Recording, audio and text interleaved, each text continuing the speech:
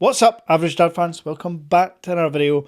And it's January, hence the true flagship killer unveils itself again.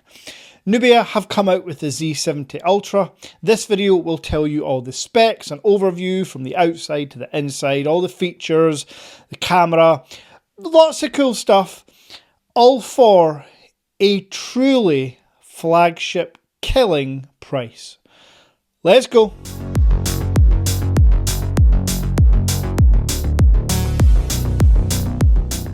So here it is, the Nubia Z70 Ultra.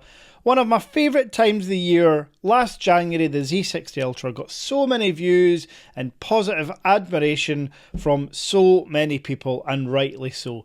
Nubia have stuck with the same design language as you can see here. What I want to quickly do though is show you what you're going to get from the unboxing if you do choose to buy from the Average Dad Tech store. Now, as mentioned, it is a global version. It does come with a European trademark and certification. Inside the box, you are going to get your usual manuals, a SIM ejection tool, and a clear case so that you can still see that unbelievably gorgeous Starry Night design. Now, it's not the best looking or feeling case, but it does protect the phone, which is obviously super important. Now, inside the box, you will also have two smaller boxes housing the charging cable, which is USB-A to USB-C, and then the charging brick. And for those wondering, is it an international charging brick? No, it is not. Inside you will get the full EU charging brick. And just to correct myself, it's actually USB-C to USB-C charging cable here. Nice red colour. So that's what you get inside the box. Let me clear that away and talk through the phone's specifications and some really cool features.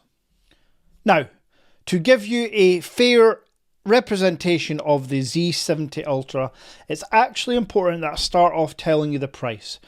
On the Average Dad Tech store, you can pick up 3 different storage variants and 3 different colours. Here's a list of the pricing.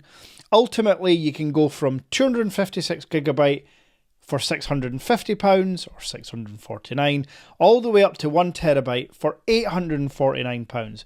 This Starry Night edition only comes in half a terabyte and is £729. And straight away, as you can see, this is a unique and stunning device. The same design language as last year's Z60 Ultra, which is absolutely fine by me. So it's very, very squared off on the edges.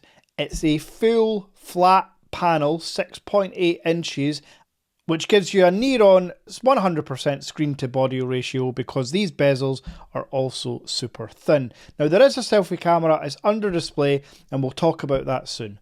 Continuing with the design of the device, we've got a couple of extra switches that most smartphones don't.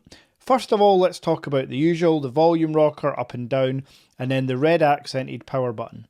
But if we just travel further down the side of the device, you will see the first special button. Hold this down and it's automatically going to open your camera.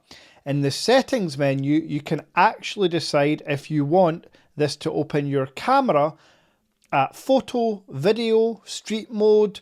You can choose whatever mode and it'll open it automatically to that mode. I really like the integration of physical buttons with actually useful software. And it doesn't actually stop there. There is another physical button on the left hand side of the device, and it's a slider. Now by default, this actually also opens the camera, but as you can see here, I have changed it, which you can do in the settings, to mute my phone quickly and easily. So when I'm going to record a video on YouTube, I just pop it on silent. Super, super handy. And again, customizable in the settings menu. And I'll show you the settings menu in a few seconds. Now, finishing off the design of this device, you have the camera bump. But interestingly, from looking at the device like this, you can't actually see a camera bump. You would think this was just flat on the display, but as you can see here when I tilt, there is a raised square camera bump, nothing too crazy or obtrusive, and it's fully flat across the whole back of the phone, so you're going to get very little wiggle on the device, which is nice if you're one of those desk typers. Inside the cameras, we have a triple camera setup. There's a 50 megapixel main wide angle lens with a variable physical aperture. Yes, f1.6 all the way up to f4. Absolutely great to see Nubia incorporating a really high-end feature on their very reasonably priced flagship device. Now, in terms of the other lenses, in here you have a 64 megapixel, 2.7 times optical zoom lens, and I have taken lots of samples. I'll put a few in this video from my trip to Vegas. There's also a 50 megapixel ultra wide. Photos and, importantly, videos are really good on this device. Now, I have come from the Vivo X200 Pro, so I'm kind of spoilt because I have been using the best camera phone in the world. Now, the Nubia, full disclosure, I wouldn't say lives up to the likes of the Oppo Find X8 Pro or the Vivo X200 Pro, but it slots right in alongside your iPhones, Google Pixels and Samsungs, in my opinion. Now, I just want to highlight here the video recording capabilities. You can go from 720p all the way up to 8K. You can also go from 30 frames per second all the way up to 120 frames per second. So, to summarise the design, I love it. I love the flat display. I love the squared off. It is a really hefty and nice feeling phone in the hand. And for those interested, it is a fairly beefy phone. It comes in at 228 grams. Nowadays, some foldable phones are almost that light. But it's a few grams heavier than the S24 Ultra and iPhone 16 Pro Max. So right in line with its competition. Now, when we talk flagships, there are a few other really important things to note. This has the latest and greatest Qualcomm Snapdragon Elite chip. You cannot get any better than that 3 nanometer processor on any smartphone for efficiency and for performance. And in terms of battery, because I know you care, there is one drawback to buying the Z70 Ultra which may affect some, most people probably don't mind. There is no wireless charging on board. Yes, they have had to sacrifice something to keep the cost so low, and it seems like wireless charging is one of those. Now, there's a couple of other things that I'll discuss on this device that I would have liked to have seen a bit better, but the first thing is definitely the lack of wireless charging. However, the phone does charge at 80 watts wired, and the battery capacity in here, yes, in this beautiful casing, there is a 6,150 milliamp hour cell. Folks, pair that with the Snapdragon 8 Elite chip and you have a 2 to 2.5 day phone. No problems whatsoever. And that includes multiple hours of YouTube or Netflix streaming, surfing the web, using your WhatsApp. You cannot go wrong with this device. Now, the other thing I mentioned during the initial part of this section was the display. It is a 6.8 inch display, however, it's only Full HD plus. It's not Quad HD, and that's another one of those drawbacks. For me, your S24 Ultras, your OnePlus 13s, your Vivo X100 Ultras of the world, they all come in with your Quad HD display. They just, like, it's almost non-noticeable to the naked eye, but for me, using so many phones, especially side by side, you just slightly notice the sharpness on a higher resolution screen from Quad HD to Full HD plus. However, a positive, no interruption. So if I go into a YouTube video right now, pick any random YouTube video, here we go, there's a poker one. I told you I love to play poker. I'll just turn it down just now. I will give you the speaker test as well. So you can see here, This is how viewing content should be on a smartphone. No interruptions whatsoever. Clear. Again, don't take Full HD Plus to be a downgrade in any department. It is a stunning panel. And did I also mention that this isn't just your typical flagship 120Hz. This is actually a 144Hz display.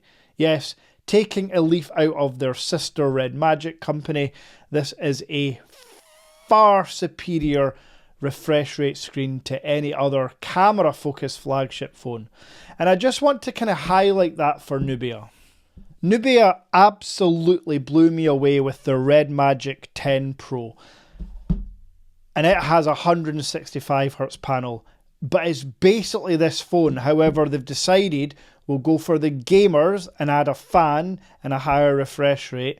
And then for the Z series, they've decided we'll go for the cameras. We'll add flagship cameras. But we'll still keep it a very punchy 144Hz. And then with the battery on the Red Magic 10 Pro, you get 7,050 milliamp hours. But they've thought, hey, let's give this phone a big battery too. As I say, 6,150 milliamp hours is the biggest battery of any camera-focused smartphone. So well done, Nubia, for that, and special well done for this Red Magic. I absolutely love this device, but my review unit is done. My review is finished. It is on the Average Dad Tech Store under the used section, as this will be after the video too, for an absolute steal. I should also mention at this point, both of these devices are global, full global versions, full Google support, no workarounds, no downloading APKs, nothing like that. They're global. There's Android Auto, there's smartwatch connectivity. Both come with the EU charger in the box. So, now you know what video this is. It's probably time I let you hear how good the speakers on this are. Stereo speakers with a wide, big body. I'm expecting good things. A, because I've heard them before, and B, because the Red Magic 10 Pro is kind of the blueprint for how speakers can sound on a smartphone at this price range. So, without further ado, I'm going to let you hear this for the next 30 or so seconds.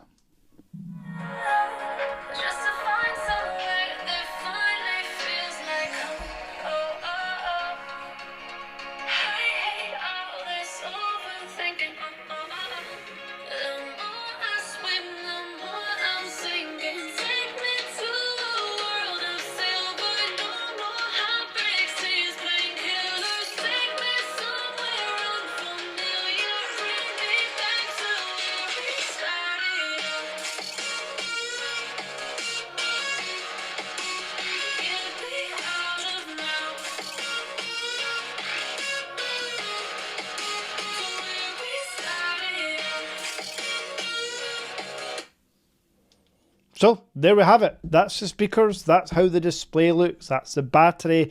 That's everything outside of the phone. Now I mentioned I was going to show you the settings menu. This is using Nubia's own My OS software.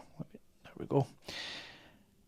And it's fine. It's not the most polished software. You can see there the special features section. I may as well show you this. So in here you can see the special features, which allows you to change the camera button on the side, as I mentioned, to open up in any mode.